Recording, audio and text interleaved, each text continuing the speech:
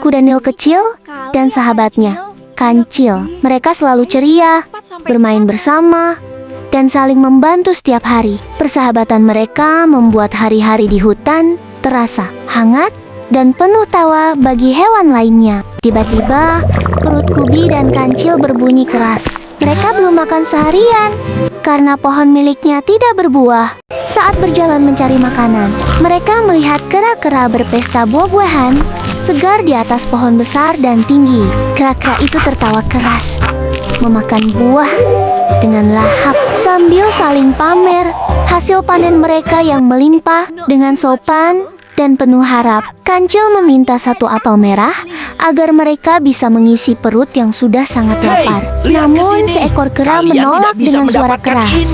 Ia berkata tidak mau berbagi dengan hewan lain selain sesama kera. Mendengar jawaban itu, hati Kancil terasa sedih. Kubi pun menunduk kecewa. Mereka memilih pergi meninggalkan kera dengan langkah pelan. Tak lama kemudian, langit berubah gelap. Hujan deras turun disertai angin kencang yang menggoyangkan seluruh hutan. Gerombolan kera panik dan berlarian menyelamatkan diri karena air sungai mulai meluap dengan cepat. Salah satu kera yang paling egois tergelincir, lalu terjatuh ke sungai yang arusnya sangat deras. Arus sungai membawa kera itu jauh ke dalam hutan gelap. Tubuhnya kelelahan, perutnya sakit, kakinya terluka. Malam tiba.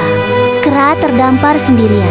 Ia gemetar ketakutan karena terpisah jauh dari kelompoknya. Keesokan paginya, kera terbangun dalam keadaan lapar. Ia hanya menemukan 2 mangga dan 1 apel di dekat sungai. Saat makan perlahan, tiba-tiba terdengar suara aneh dari balik semak yang membuat bulu kuduknya merinding.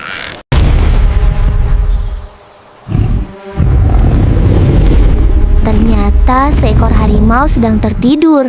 Kera terkejut dan langsung berusaha kabur secepat mungkin. Dan kayu patah membuat harimau terbangun dan langsung mengejar kera tanpa ampun. Kera hampir tertangkap karena kakinya terluka. Hingga akhirnya ia bertemu kembali dengan Kubi dan Kancil. Dengan cepat, Kancil mengajak kera bersembunyi di sebuah gua kecil yang tertutup pepohonan rimbun. Mereka bertiga bersembunyi bersama, menahan napas, hingga suara langkah harimau perlahan menghilang. Saat keadaan aman, kera tersadar. Ia diselamatkan oleh Kubi dan Kancil yang dulu pernah ia tolak dengan sombong.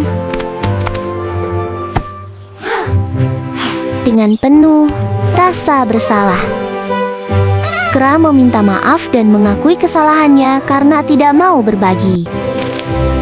Kancil tersenyum lembut dan memaafkan kera tanpa menyimpan dendam sedikit pun. Kera berjanji akan berubah, tidak egois lagi, dan selalu mau berbagi dengan siapapun. Mereka bertiga berjalan bersama menyusuri hutan, mencari teman-teman yang terpisah. Teman-teman, berbagi itu membuat hidup lebih aman, hangat, dan penuh persahabatan. Jangan tunggu susah dulu untuk belajar peduli pada sesama, karena kebaikan kecil bisa menyelamatkan diri kita di masa depan.